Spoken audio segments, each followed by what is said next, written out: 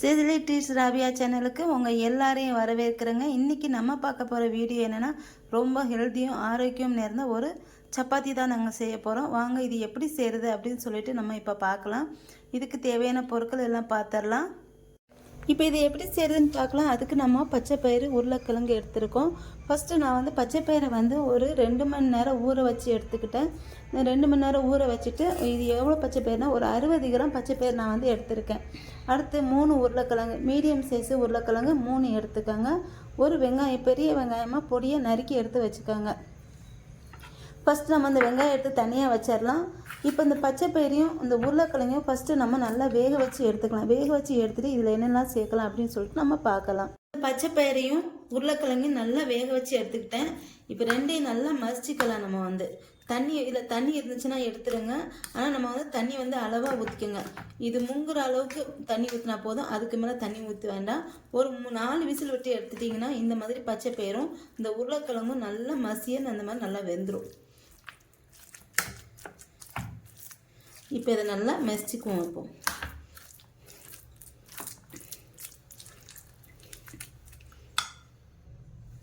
இந்த பச்சை பயிர் வந்து உடல் குளிர்ச்சி வந்து தரும். உடல் ஹீட்டாக இருக்கிறவங்க, அந்த மாதிரி இருக்கிறவங்க வந்து பச்சை பயிர் சாப்பிட்டா உடல் வந்து குளிர்ச்சி ஆகும். அதுக்கு வந்து ரொம்ப நல்லதுங்க இந்த பச்சை. அதே மாதிரி புரதமும் இதில் வந்து பச்சை பயிரில் வந்து இருக்குது. பச்சை பயிர் வந்து உடம்புக்கு வந்து ரொம்ப நல்லதும் கூட.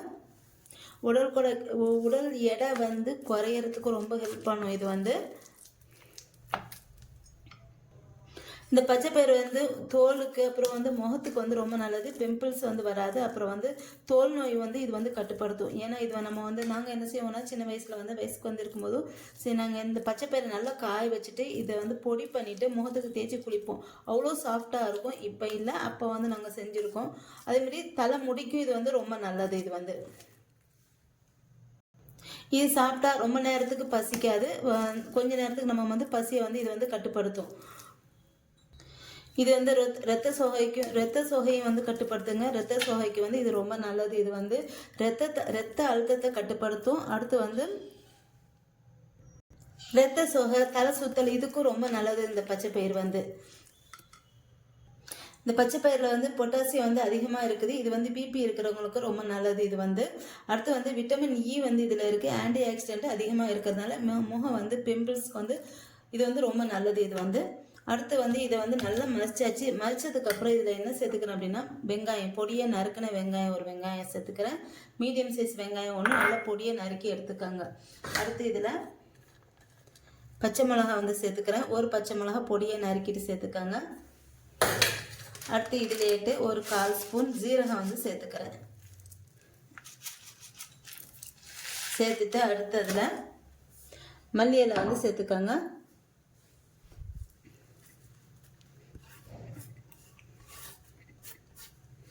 சேர்த்துட்டு திரும்ப இதை வந்து நல்லா மிக்ஸ் பண்ணிக்கோங்க.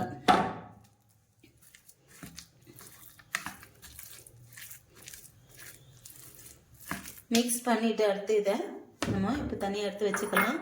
இப்போ இந்த பிளேட்டில் வந்து நான் என்ன பண்ணுறேன்னா, இந்த பிளேட்டில் இதை வந்து நான் கொஞ்சமாக கோதுமை மாவு வந்து 1 கப்பு வந்து சேர்த்துக்கிறேன். சேர்த்துட்டு இதில் கொஞ்சமாக உப்பு, தேவையான உப்பு வந்து சேர்த்துக்கிறேன். சேர்த்துட்டு நல்லா மிக்ஸ் பண்ணிக்கோங்க. உப்பு சேர்த்துட்டு இப்போ இதில் நம்ம மிக்ஸ் பண்ணி வச்சுருக்கோம் பார்த்திங்களா, அந்த பச்சை மிளகா, உருளைக்கிழங்கு, பச்சை பயிறு, அடுத்து வந்து வெங்காயம், மல்லி எல்லாம் சேர்த்து வச்சுருக்கோம் பார்த்திங்களா, இதை வந்து இதில் கலந்துக்கோங்க. இந்த மாதிரி நீங்கள் செஞ்சுருக்கீங்களா என்னன்னு தெரியல. இந்த மாதிரி செஞ்சு கொடுங்க. பசங்களை வந்து குழந்தைங்களுக்கு கூட இது கொடுக்கலாங்க. அவ்வளோ நல்லது உடம்புக்கு வந்து இந்த பச்சை பயிறு வந்து சேர்த்துருக்கிறது வந்து. இப்போ இதை நம்ம நல்லா மிக்ஸ் பண்ணிக்கலாம். இதில் கொஞ்சமாக இப்போ நான் வந்து மிளகாத்தூள் வந்து சேர்த்துக்கிறேன். நான் வந்து மிளகா வந்து ஒன்று சேர்த்துருக்கேன். மிளகா சேர்க்க விருப்பம் தான் சேர்த்துக்கோங்க, இல்லைன்னா வேண்டாம். நான் ஒரு 1/2 ஸ்பூன் மிளகாத்தூள் வந்து சேர்த்துக்கிறேன். இது இந்த ஆலு பராத்தா மாதிரி தாங்க. இந்த உருளைக்கிழங்கு ஏன் சேர்க்குறேன்னா, பசங்க வந்து நல்லா விரும்பி சாப்பிடுவாங்க. அதனால இந்த உருளைக்கிழங்கு வந்து சேர்க்குறதுனால பிள்ளைங்களுக்கு வந்து ரொம்ப பிடிக்கும், விரும்பி சாப்பிடுவாங்க. அதனால் நீங்கள் இதில் கூட கொஞ்சம் நீங்கள் என்ன செய்யுங்கன்னா, ஒரு 1/2 கப்பு கோதுமை மாவுனா ஒரு 1/4 கப்பு வந்து ராகி கூட சேர்த்துக்கலாம். நான் வந்து இப்போ ஒரு கோதுமை மாவில் மட்டும்தான் இப்போ நான் வந்து இதை செஞ்சிட்ருக்கேன். இப்போ இதை நான் வந்து சப்பாத்தி மாவு பதத்துக்கு நல்லா பிசைஞ்சிக்கிறேன்.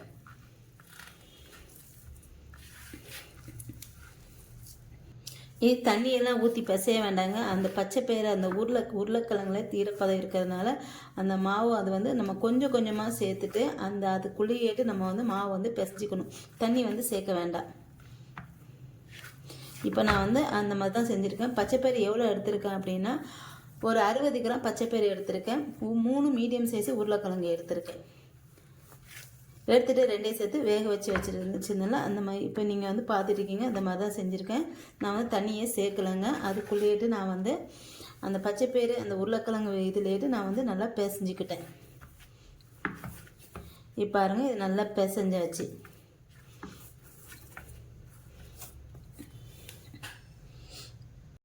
இப்போ இதை நம்ம உருட்டிக்கலாம்.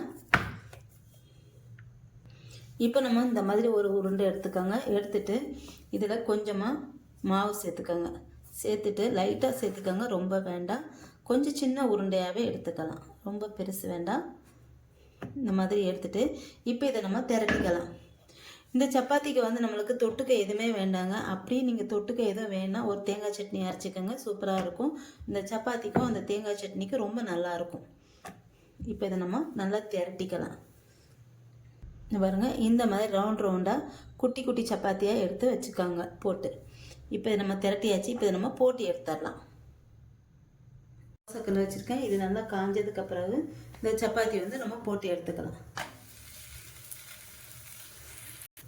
இதை லைட்டாக தேங்காய் எண்ணெய் வந்து தடவிக்கோங்க. தடவிட்டு இப்போ இதை நம்ம திருப்பி போட்டுக்கலாம்.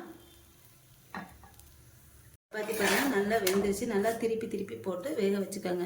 இது வந்து அவ்வளோ சாஃப்டாக நல்லாயிருக்கும். இப்போ நம்ம இந்த சப்பாத்தியை வந்து நம்ம எடுத்துடலாம். ரொம்ப ஆரோக்கியமும் ஹெல்த்தியும் நிறைந்த சப்பாத்தி வந்து ரெடி ஆயிடுச்சுங்க. இந்த வீடியோ உங்களுக்கு பிடிச்சிருக்குன்னு நினைக்கிறேன். இந்த வீடியோ உங்களுக்கு பிடிச்சிருந்தா கண்டிப்பாக என்னோடய சேனலை மறக்காமல் சப்ஸ்கிரைப் பண்ணிக்கோங்க. இதே மாதிரி வீடியோஸ் வேணுன்னா என்னோடய வீடியோக்கு வந்து ஒரு லைக் பண்ணிவிட்டு போங்க. இனிமேல் அடுத்த வீடியோவில் பார்க்கலாம்.